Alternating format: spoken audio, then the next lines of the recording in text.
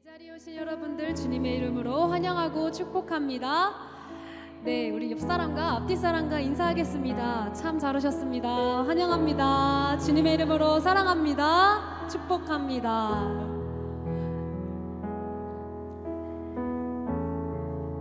네, 굳은 날씨 속에도 예배의 자리를 놓치지 않으시는 여러분 주님의 이름으로 축복합니다. 네, 이 시간 우리가 주님 앞에 주님이 찾으시는 그 한 사람의 참된 예배자로 나아가기를 소망합니다. 우리 진정과 신령으로 주 앞에 우리의 마음을 내어드리며 그렇게 주님께 우리의 마음을 고백하며 나아가기를 소망합니다. 우리 같이 찬양하겠습니다. 주의 말씀 앞에선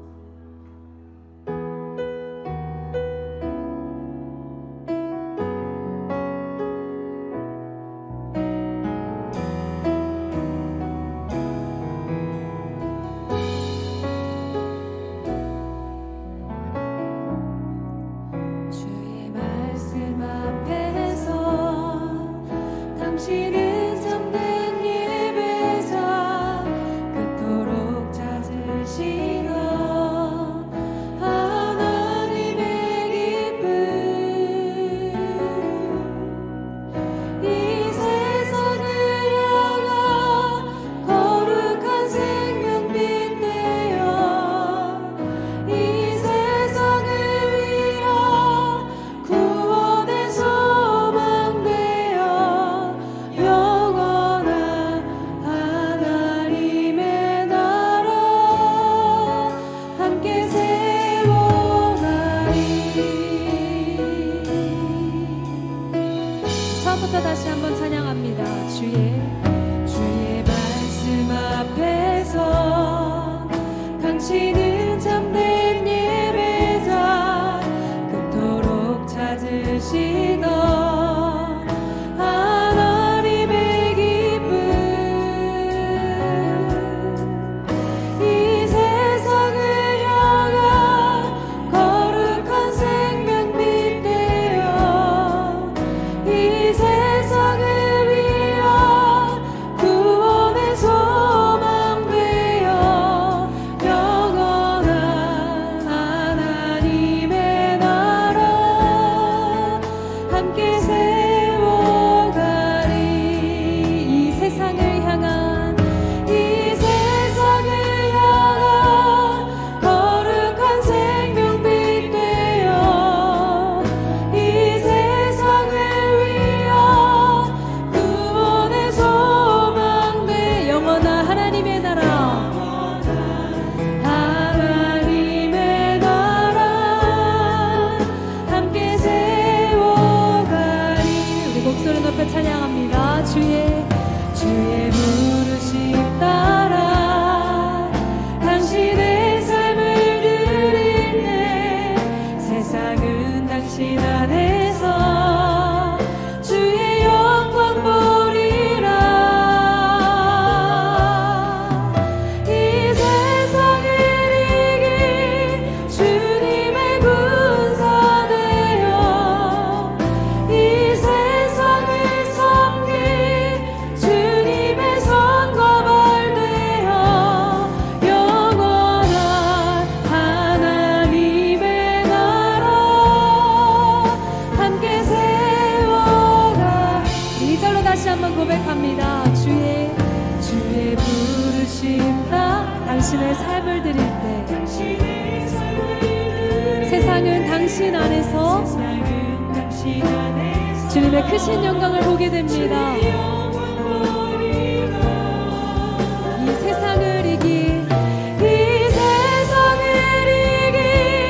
주님의 군사 되어 이 세상을 섬긴 주님의 선거발 되어 영원한 하나님의 나라 함께 세워 이 세상을 향한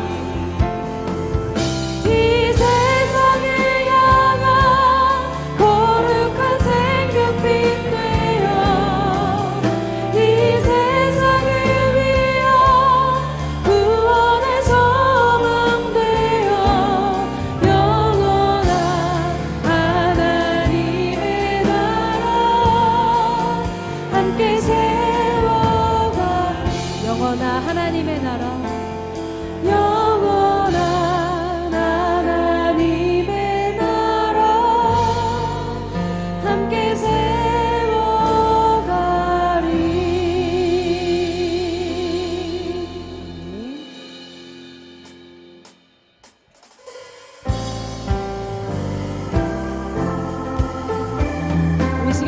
감사와 기쁨으로 찬양하며 나아갑니다. 내 주 하나님, 내 주 하나님, 넓고 큰 은혜는 저 큰 바다보다 깊다.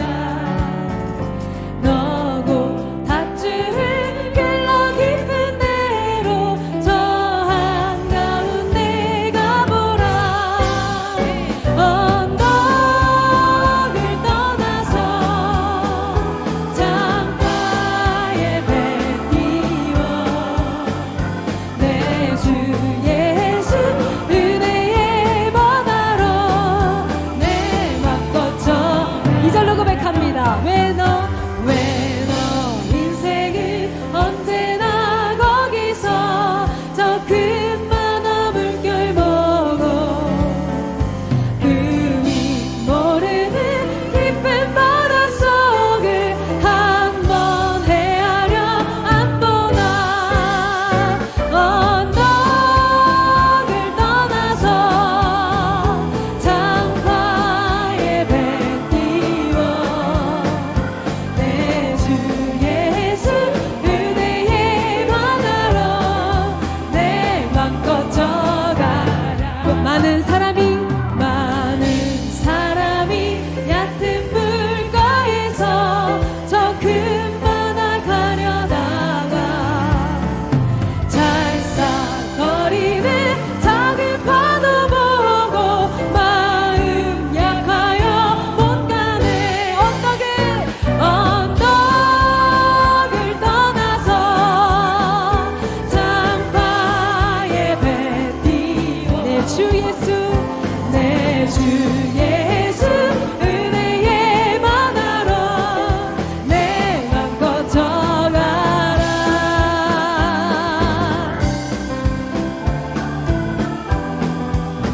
우리의 눈앞에 보이는 작은 파도에 연연하지 않고 더 크신 것을 예비하신 주님의 그 큰 뜻을 보기를 원합니다.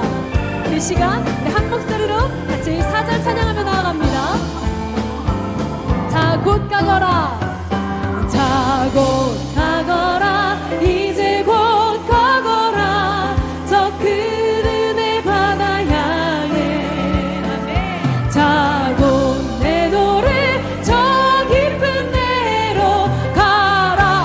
망망한 바다로 언덕을 떠나서 장파에 배 띄워 내 주 예수 은혜의 바다로 내 맘껏 져가. 언덕을 떠나서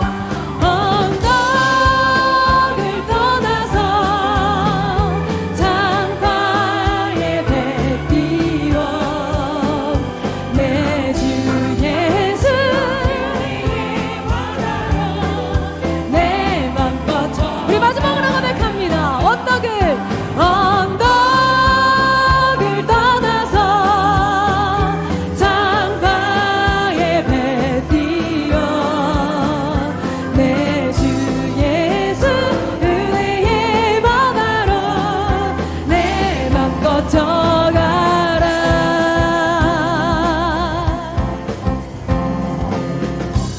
우리 계속해서 찬양합니다. 은혜가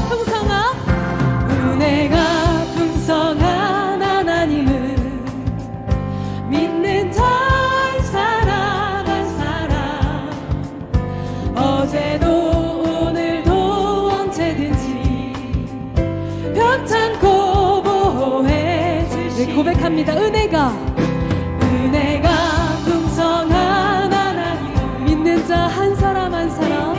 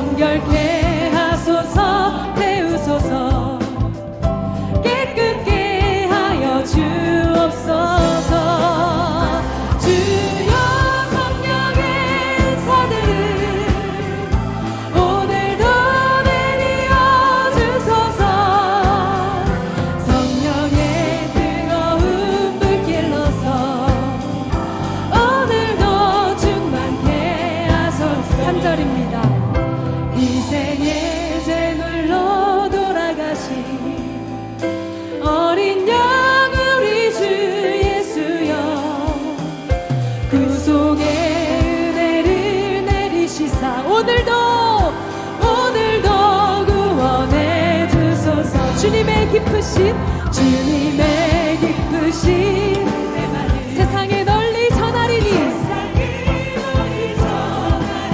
하늘의 능력과 권세로서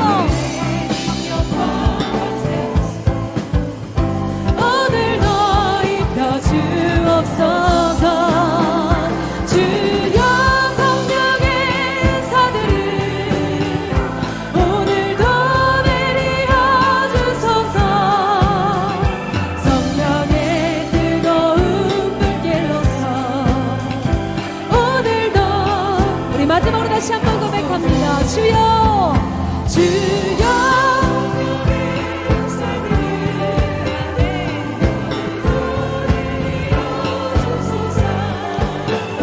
성령의 뜨거운 불길로서 오늘도 충만케 하소서. 오늘도 충만케 오늘도 충만케 오늘도 충만하게 오늘도 충만케 하소서. 할렐루야.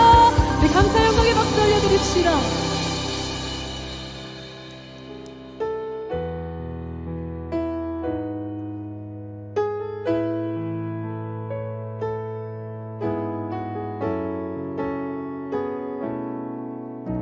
우리 같이 찬양합시다. 마음이 상한 자를 마음이 상한 자를 고치시는 주님 하늘의 아버지 날 주관하소서.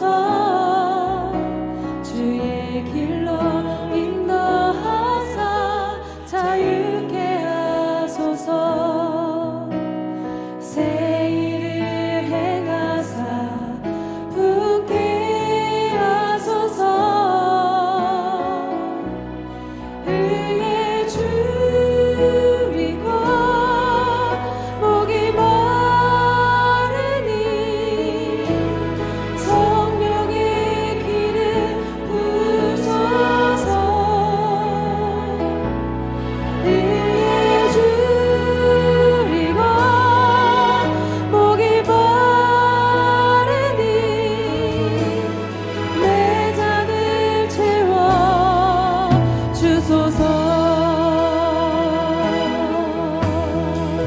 우리 처음부터 다시 고백합니다. 마음이 상한 자를 고치시는 주님 하늘의 아버지 날 주관하소서. 주의 길로 인도하사 자유케 하소서. 새 일을 행하사 붙게 하소서. 의에 줄이고 목이 마르니 성령의 길을 부소서. 의에 줄이고 목이 마르니 내 잔을 채워 주소서. 우리 2절로 다시 한번 주께 고백하며 나아갑시다. 성령으로 채운 주님 보게 하소서. 주의 임재 속에 은혜 알게 하소서. 주 뜻대로 살아가리 세상 끝날까지. 나를 잊으시고 새날 열어주소서. 의에 줄이고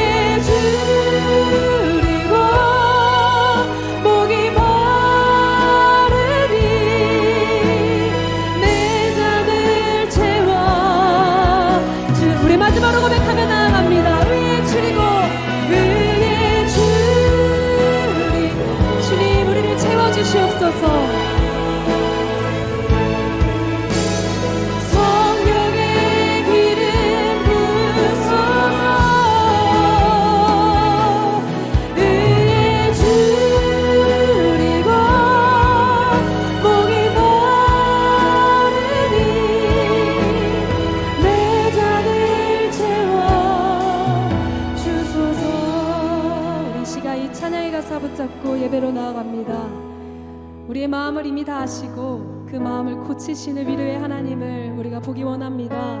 이 시간 우리를 채워주실 주님을 기대하며 주님의 이름 한번 크게 부르짖고 예배로 나아가겠습니다. 주여! 부르짖은 대로 우리를 채워주실 주님을 기대합니다. 우리를 만나주실 주님을 기대합니다.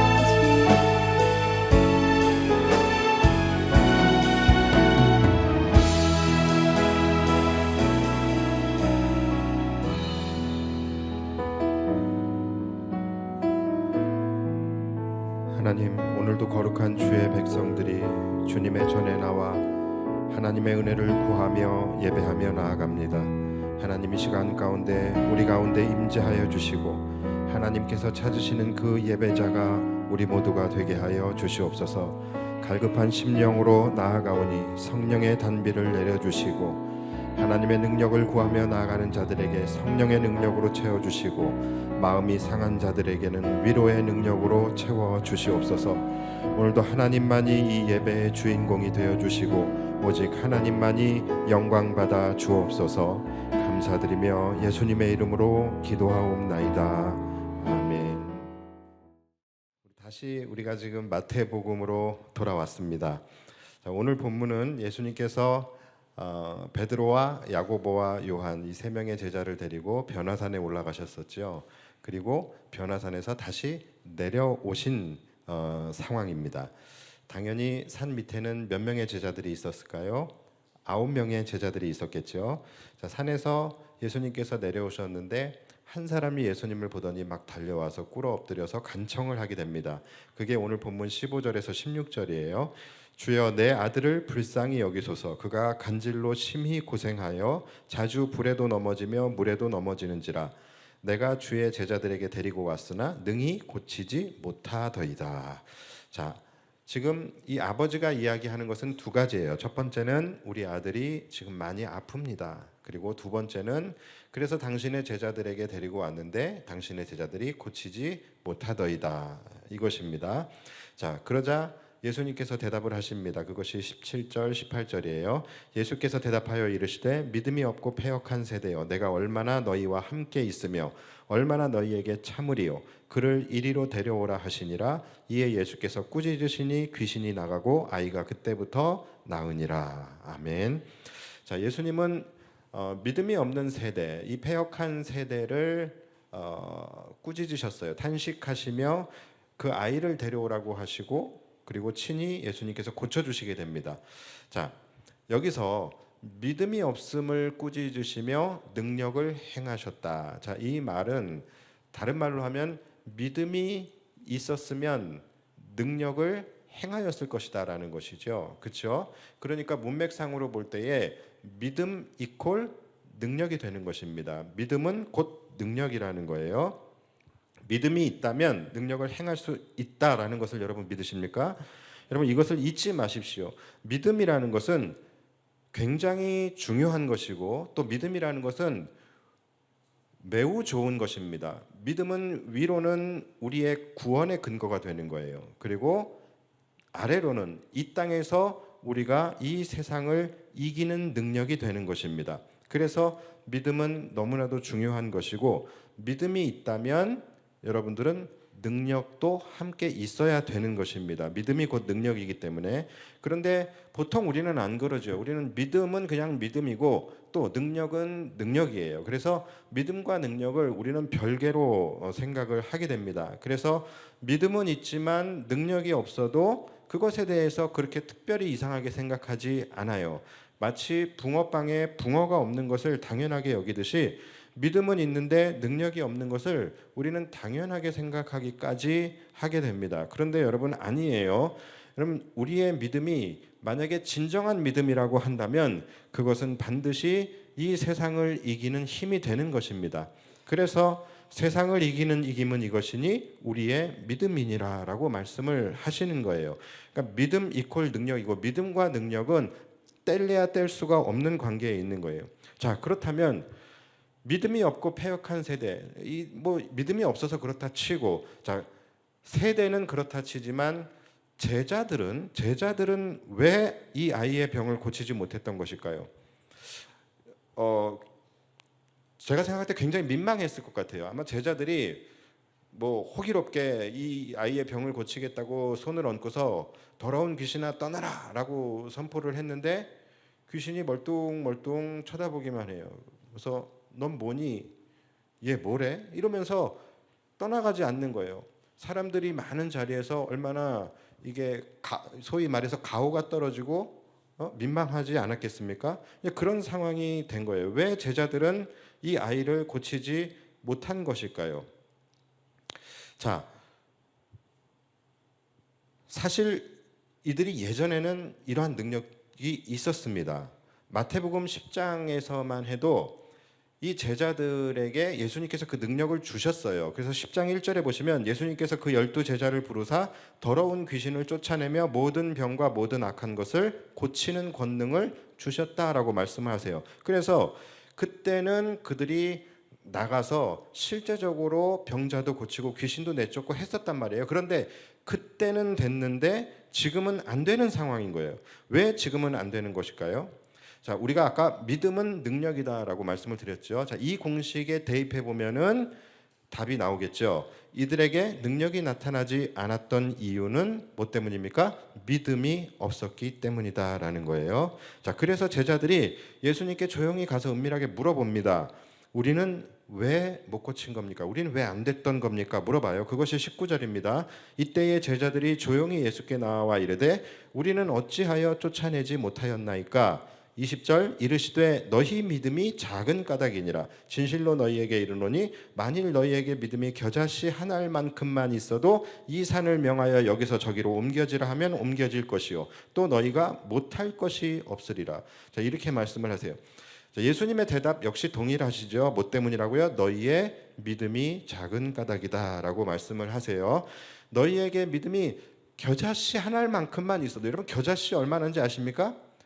겨자씨는 정말 이렇게 겨자씨만 해요. 이 아주 작은데, 그러니까 이 너희 믿음이 이만큼 있다라는 말이 아니에요. 이만큼만 있어도 너희가 산을 옮길 수 있는데 너희는 요만큼도 없다라는 거예요. 다시 말해서 예수님께서는 너희가 믿음이 없구나라는 것을 말씀하고 계시는 거예요. 자, 이것을 통해서 우리가 알 수 있는 또 한 가지가 있습니다. 자, 그것이 뭐냐면 여러분, 우리의 믿음은 언제든지 사라질 수 있다라는 거예요.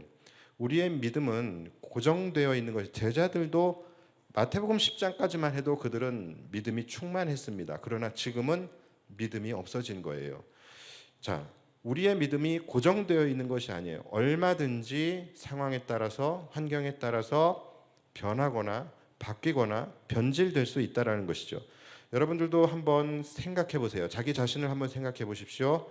10년 전의 나의 믿음과 오늘의 나의 믿음이 같습니까? 만약에 변화가 되었다면 어떻게 변화되었습니까? 아니 10년까지 갈 거 없겠죠. 1년 전에 여러분들의 믿음과 바로 오늘의 믿음이 어떻습니까? 어떤 분들은 더 뜨거워지신 분들도 있을 것이고, 어떤 분들은 그대로인 분들도 계실 것이고, 어떤 분들은 더 믿음이 차가워진 분들도 계실 거예요. 제가 목회자의 입장에서 바라볼 때에 여러분들이 그러한 여러분들의 믿음이 바뀌어 가는 것이 실제 보입니다. 어떤 분들은 작년에 비해서 너무 뜨거워지신 분들이 계신 반면에 그냥 계속 그럭저럭 그 상태를 유지하시는 분이 계시고, 또 예수님이 차든지 덥든지 한 가지만 하라 그랬다고서 차갑기로 선택을 하신 분들이 계셔요. 그래서 믿음이 뚝 떨어져 버리신 분들도 분명히 계시다라는 것이죠. 이처럼 우리의 믿음이라는 것은 어제가 다르고 오늘이 다르고 내일이 다를 수 있는 것입니다. 그런데 여러분, 이것은 굉장히 두려운 말씀이에요. 오늘 내가 믿음이 있다라고 해서, 오늘 내가 믿음이 뜨겁고 충만하다라고 해서 장담할 수 없다라는 거예요. 내가 오늘 믿음이 있다고 내가 죽는 그 시점에도 믿음이 있을 것이라는 보장이 없다라는 것입니다. 굉장히 두려운 말씀이에요. 그래서 오죽하면 저도 제가 기도할 때마다, 제가 목사임에도 불구하고 하나님, 제 믿음이 식어지지 않게 해주십시오. 제 믿음이 바뀌지 않게 해주십시오. 끝까지 변질되지 않게 해주십시오라는 기도를 해요. 그리고 그와 동시에 여러분들을 위한 기도를 할 때도 하나님, 우리 성도들 천국 가는 그날까지 믿음을 잘 지켜서 보낼 수 있도록 인도해 주십시오. 이런 기도를 해요. 그러니까 제가 여러분들보다 더 오래 살겠다라는 이야기인 거예요. 여러분 천국 다 제가 보내드리고 제가 마지막에 가도록 하겠습니다. 자, 이처럼 여러분 믿음은 얼마든지 변할 수가 있어요.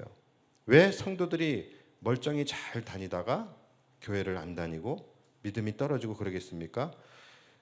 물어보면은 지금 교회 다니지 않고 있는데 예전에 구역장이었대요. 지금 교회 다니고 있지 않은데 예전에 청년 때 회장까지 했었대요. 이런 사람들이 여러분 생각보다 많이 있습니다. 왜 멀쩡하게 교회 잘 다니다가 이단에 빠지겠습니까?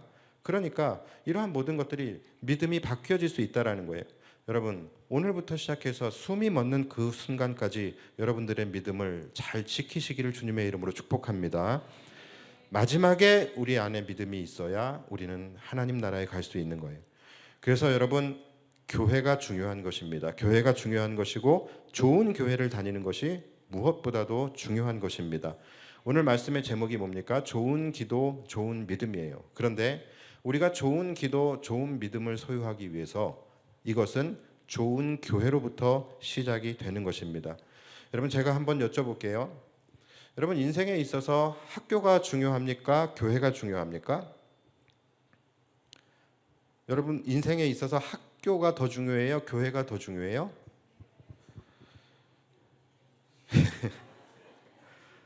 정말로 교회가 중요합니까? 자, 그런데 많은 분들이 학교를 선택하는 것에 있어서는 엄청나게 욕심을 가지고 재고 사모하면서 학교를 선택을 합니다. 그런데 교회를 선택하는 일에는 그렇지 않아요. 그냥 가까운 교회, 시설 좋은 교회, 그냥 프로그램 많은 교회를 선택하게 됩니다. 이상하죠? 교회가 더 중요한데. 나는 서울대 갈 실력인데 멀어서 안 갔다라는 사람을 제가 본 적이 없어요. 제가 여러분 이제 와서 드리는 말씀이지만 제가 사실은 서울대 갈 수 있는 성적이었거든요. 근데 계산해 보니까 너무 멀어요. 버스를 2번이나 갈아타야 되고 그래서 그냥 가까운 데로 갔습니다. 여러분 믿어지세요? 여러분 제가 목사가 왜 된지 아십니까? 총신대학교 신대원이 용인에 있었는데 제가 마침 집이 용인이었어요. 그래서 그냥 가까운 학교 찾다가 신대원이 있어서 글로 갔어요. 그리고 목사가 된 겁니다. 여러분 이상하잖아요. 그렇죠? 학교를 이런 식으로 정하는 사람은 없다라는 거예요. 그런데 교회는 이렇게 정해요. 학교보다 훨씬 중요한 교회는 이렇게 정하고 있다라는 거예요. 학교를 선택할 때에 가서 재밌게 놀 수 있는 학교를 선택합니까? 아니면 잘 배울 수 있는 학교를 선택합니까?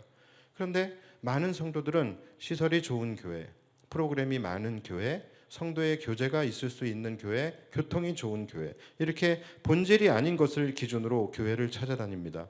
여러분 그런데 그러면 안 되는 것입니다. 뭐 그렇다고 해서 제가 우리 교회만 좋은 교회입니다. 우리 교회로 와야 합니다. 제가 이 말씀을 드리는 것이 아니에요. 교회는 건물이 아닙니다. 교회는 뭡니까? 성도들의 모임이 교회예요. 즉 성도가 교회라는, 여러분 한 사람 한 사람이 교회라는 것입니다. 그렇기 때문에 좋은 교회라는 것은 건물이 만드는 것도 아니고 목회자가 만들 수 있는 것도 아니고 좋은 교회는 성도들이 만들어가는 것입니다. 내가 좋은 교회를 다니고 싶다라고 한다면 내가 속한 교회, 내가 있는 교회에서 나부터 좋은 성도가 되는 것이고 그런 좋은 성도들이 한 사람 두 사람 모여질 때 좋은 교회가 되는 것입니다. 여러분 우리 교회는 좋은 교회입니까? 이걸 한번 생각을 해보십시오. 여러분 한 사람 한 사람이 교회라는 것을 잊지 마십시오. 우리 교회가 좋은 교회입니까? 그것은 여러분들이 스스로 자기 자신이 좋은 성도인지를 생각해서 판단을 하셔야 되는 거예요. 우리 교회가 좋은 교회인지 본인이 교회이면서 마치 유체 이탈을 하듯이 제3자의 입장에서 교회를 보고 판단하고 정죄하고 하시는 분들이 계십니다. 여러분 교회가 바로 여러분들이에요. 우리 교회가 좋은 교회인지 아닌지는 내가 좋은 성도인가를 생각을 해보셔야 됩니다. 세상에는 너무나도 열악한 상황과 환경 속에서 간신히 지탱하고 있는 작은 교회들이 많아요. 그런데 그러함에도 불구하고 그 교회들이 망하지 않고 하나님의 교회로 이 땅에 존재할 수 있는 이유는 한 사람의 좋은 성도가 눈물로 그 교회를 지키고 있기 때문인 것이죠. 제가 어떤 댓글을 이렇게 인터넷에서 보다가 너무 감동이 되고 눈물이 나서 제가 캡처를 해왔습니다. 한번 띄워주실 수 있을까요? 자, 어떤 분이 이런 댓글을 남겼어요. 자신의 교회가 지금 114년 된 시골 교회인데 지금은 성도가 90대에서 70대 중반 4분 정도가 계신데요. 마음속으로만 수십 번 떠났습니다. 연로한 성도들 4분을 두고 떠나갈 수가 없어 매일 웁니다. 이렇게 눈물로 자신의 교회를 끝까지 지켜내는 성도가 있다는 거예요. 이 밑으로 응원의 댓글이 있죠. 기도합니다. 또 따뜻한 마음 감사합니다. 그리고 마지막 댓글, 그런 분이 또 있었던 거예요. 무슨 마음인지 압니다. 저도 웁니다. 작은 교회를 살려야 한다는 성령님의 말씀에 매번 외로운 발걸음을 걷습니다. 시집도 가야 하는데. 제가 우리 교회 청년을 소개해주고 싶어요. 여러분, 교회는 좋은 목사를 통해서 세워지는 것이 아니라 이런 좋은 성도 한 사람에 의해서 하나님의 교회가 세워지는 것입니다.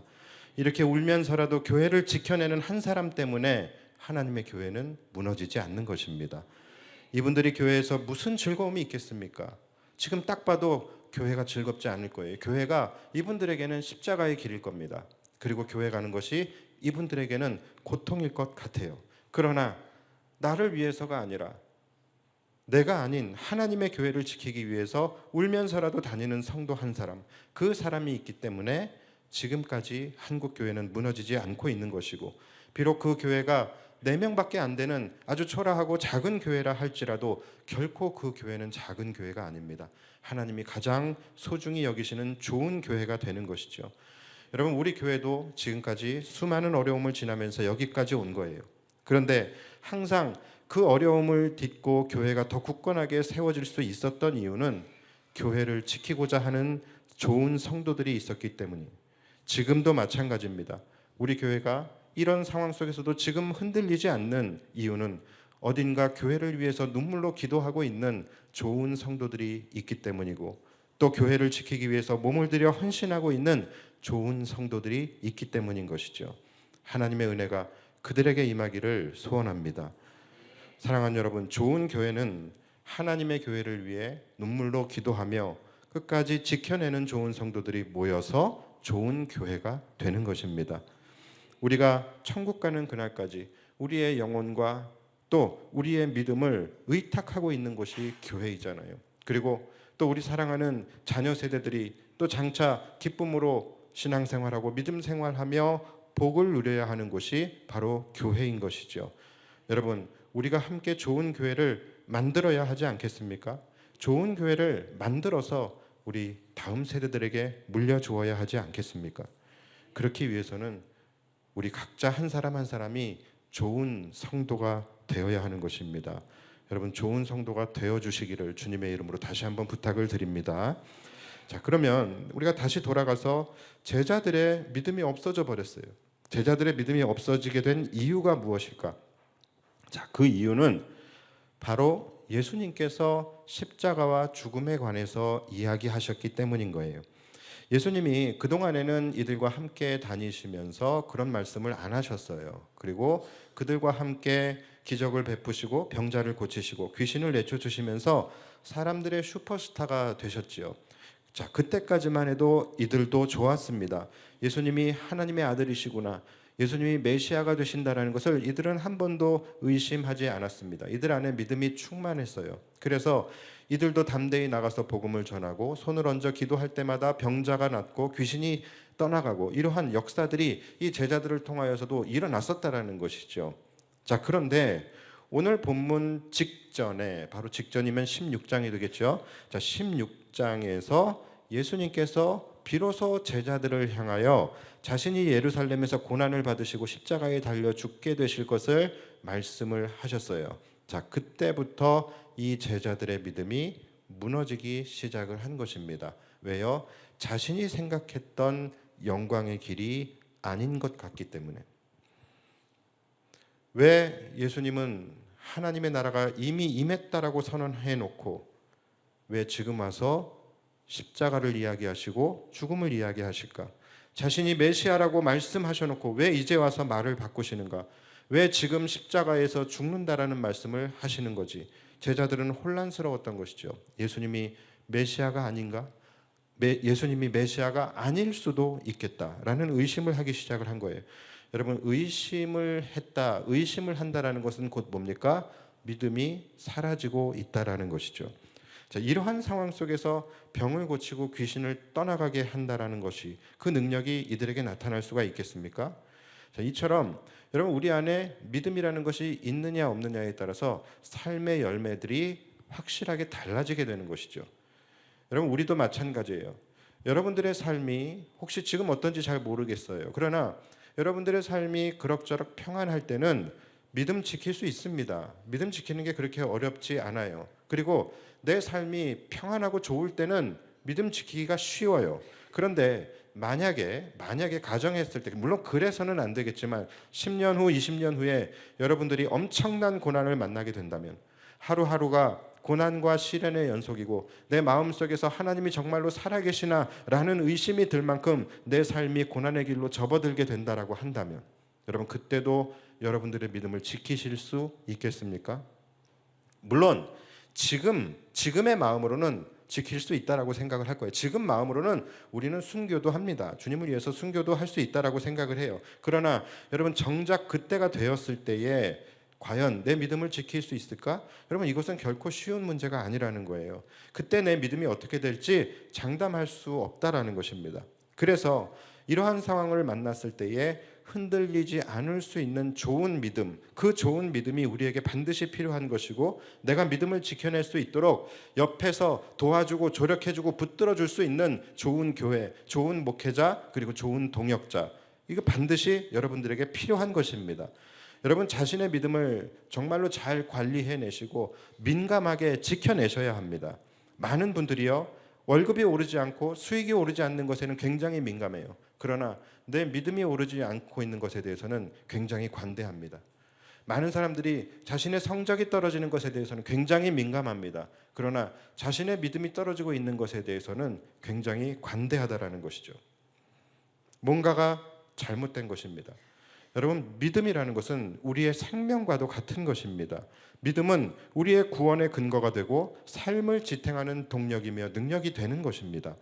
그렇다라고 한다면 여러분, 우리는 믿음을 지켜내기 위해서 모든 수단과 방법을 동원하지 않고 우리는 우리의 믿음을 지키기 위해서 몸부림치는 삶을 살아야 된다라는 거예요.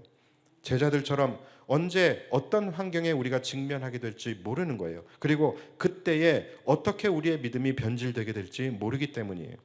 그래서 여러분, 우리는 어떤 상황에서도 흔들리지 않는 좋은 믿음을 반드시 소유해야만 하는 것이고, 그 좋은 믿음을 소유하기 위해서는 우리에게 무엇이 필요한가? 바로 좋은 기도가 필요합니다. 제자들이 왜 우리에게 예수님 이런 능력이 나타나지 않는 겁니까? 라고 질문을 했을 때, 자, 마태복음은, 오늘 본문이 마태복음인데 마태복음에서는 예수님께서 믿음을 이야기하셨습니다. 너희 믿음이 적은 까닭이다 라고 말씀을 하셨죠. 자, 그래서 좋은 믿음에서 능력이 나타날 수 있다는 것을 말씀을 해주셨어요. 그렇다면 이와 동일한 사건을 다루고 있는 마가복음에서는 예수님께서 기도를 강조하고 계심을 우리가 볼 수 있습니다. 자, 마가복음 9장 28절을 제가 읽어드릴게요. 제자들이 조용히 묻자오되 우리는 어찌하여 능히 그 귀신을 쫓아내지 못하였나이까? 이르시되 기도 외에는 다른 것으로는 이런 종류가 나갈 수 없느니라 하시니라. 자, 즉 기도를 통하여 능력이 나타날 수 있음을 말씀하고 계세요. 마태복음에서는 믿음, 마가복음에서는 기도를 말씀하고 계십니다. 그래서 이 두 개의 말씀을 정리하면 우리의 능력은 바로 오늘 말씀의 제목과 같이 좋은 기도, 좋은 믿음에서 우리의 능력이 나타날 수 있는 것입니다. 좋은 믿음이 어떤 상황에도 흔들리지 않는 믿음이라고 한다면 여러분, 좋은 기도는 어떤 기도일까요? 바로 나의 뜻을 하나님의 뜻에 맞추는 기도입니다. 제가 금찬기에서도 말씀을 드렸어요. 여러분, 오로지 소리만으로 와인잔을 깨기 위해서는 어떤 조건이 충족되어져야 된다라고 말씀을 드렸죠. 바로 소리의 음파 진동수와 이 와인잔의 진동수가 딱 맞아떨어질 때, 일치하게 될 때에 공명이 일어나면서 강력한 힘이 발생해서 유리잔이 깨어지게 되는 것이죠. 여러분, 이 원리와 동일해요. 기도도 마찬가지입니다. 바로 우리의 주파수와 하나님의 주파수가 맞춰지게 될 때, 나의 뜻으로 시작한 기도가 하나님의 뜻으로 마무리되어지고 나의 뜻과 하나님의 뜻이 일치되어지게 될 때에 우리 안에서 영적 공명이 일어나서 바로 그 시점부터 우리는 세상을 이길 수 있는 엄청난 힘과 능력이 발생되게 되는 것입니다. 그래서 여러분, 항상 우리의 기도는 나의 뜻으로 시작해서 하나님의 뜻으로 마무리가 되어야 되는 거예요. 그럴 때에 우리의 기도는 능력이 나타날 수 있게 되는 것이죠. 예수님의 주파수는 십자가의 길을 가는 것이었어요. 그런데 제자들의 주파수는 전혀 달랐습니다. 자신들의 영광의 길을 가는 것이 그들의 주파수였어요. 그러니까 맞지 않았던 것이죠. 그랬기 때문에 제자들에게서 능력이 나타나지 않았었던 것이죠. 말씀을 정리하겠습니다. 여러분, 결국 좋은 믿음과 좋은 기도는요, 우리가 십자가의 길로 나아갈 때 얻을 수 있게 되는 것입니다. 주님이 제자들에게 십자가와 죽음의 길을 이야기를 하셨습니다. 자, 그래서 제자들의 믿음이 떨어졌어요. 자, 그런데 주님은 십자가와 죽음의 길을 말씀하셨지만 그 길은 생명의 길이고 영광의 길이었어요. 자, 여러분들도 분명히 간과하고 계셨을 것 같아요. 자, 분명히 예수님은 십자가의 죽음을 이야기하셨지만 그 이야기를 하실 때에 고난과 죽음에 관해서만 이야기한 것이 아니에요. 예수님은 십자가를 이야기하시면서 부활의 영광을 함께 이야기하셨습니다. 마태복음 16장에 보시면 예수님께서 이렇게 말씀하셨어요. 많은 고난을 받고 죽임을 당하고 제3일에 살아나야 할 것을 제자들에게 비로소 나타내시니, 즉 고난의 길, 십자가의 길이 곧 부활의 길이고 영광의 길임을 말씀하셨던 거예요.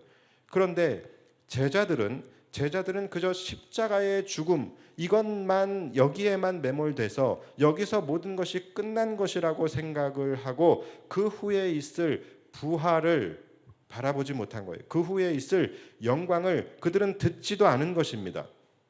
그래서 이들은 근심을 하게 되었고 그 근심이 그들의 믿음을 앗아가 버리게 된 것입니다. 여러분, 오늘 본문에서도 동일한 사건이 반복이 돼요. 오늘 본문에서도 예수님이 다시 한번 제자들에게 십자가의 길을 말씀을 하고 계세요. 그리고 그때도 역시 마찬가지 고난과 죽음만 말씀하신 것이 아니에요. 부활의 영광도 함께 말씀을 하십니다. 그게 오늘 본문 22절인데 예수께서 제자들에게 이르시되 인자가 장차 사람들의 손에 넘겨져 죽임을 당하고, 자, 죽임을 당한다라는 말씀을 하셨어요. 그리고 제3일에 살아나리라 하시니. 그렇죠. 자, 여러분, 이 말씀은 소망의 말씀입니까? 절망의 말씀입니까? 소망의 말씀이죠. 분명히 여기서도 예수님은 십자가의 죽음을 말씀하셨지만 말씀하시면서 곧바로 부활의 영광을 말씀을 하셨다라는 거예요. 그러나 제자들은 여기서도 또 어떻게 반응합니까? 그 뒤에 보시면 제자들이 매우 근심하더라. 그러니까 제자들은 또다시 이 고난과 죽음에만 사로잡혀서 그 길이 승리의 길이고 영광의 길인지를 깨닫지 못한 거예요. 그런데 여러분, 혹시 우리도 이와 동일하지 않습니까? 우리도 혹시 삶에서 만나게 되는 고난과 시련을 만나게 될 때 그것에 우리가 사로잡히고 그것에 매몰돼서 그것이 마치 우리 인생의 끝인 것처럼 낙심하게 되고 근심하게 되고, 그래서 영광의 길을 보지 못하고 회복하실 그 하나님의 은혜를 소망하지 못하고 이 제자들처럼 근심 속에서 믿음을 잃어버리고 있지는 않으십니까? 많은 분들이 고난과 시련을 만나게 될 때 믿음을 잃어버려요. 주님은 고난의 길이 축복의 길이며 십자가의 길이 영광의 길임을 우리에게 말씀하고 계셔요. 여러분, 고난을 두려워하지 마십시오. 오늘 본문에 나오는 이 아이도요. 이 아이가 귀신이 들려가지고서 자주 불에도 넘어지고 물에도 넘어지고 한대요. 얼마나 고통스럽겠습니까? 이 가정이 얼마나 죽음과 같은 고통 속에서 이 시간들을 보냈겠습니까? 그런데 여러분, 이 아이에게, 이 가정에 그 고통이 있었기 때문에 결국은 그 고통이 예수님을 찾게 만든 것이죠. 결국 그 고통이 그들을 구원에 이르게 하는 영광의 길로 인도하게 된 것입니다. 여러분, 삶에서 죽음과 같은 고통을 만났을 때 그 고통이 우리에게 이해되지 않고 설명되지 않을 수 있어요. 그렇다라고 해서 여러분, 그 고통 때문에 믿음을 버리고 도망가지 마시기 바랍니다. 세상에 이유가 없는 것은 없어요. 주님이 나에게 죽음과 같은 그 고통을 주셨다라고 한다면 이유가 있는 거예요.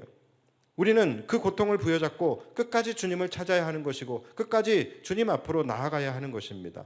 그럴 때 그 과정 가운데 우리는 그 고통의 의미를 깨닫게 되고 결국은 그 고통이 우리를 승리의 길로, 회복의 길로, 영광의 길로 나아가게 한다라는 것이죠.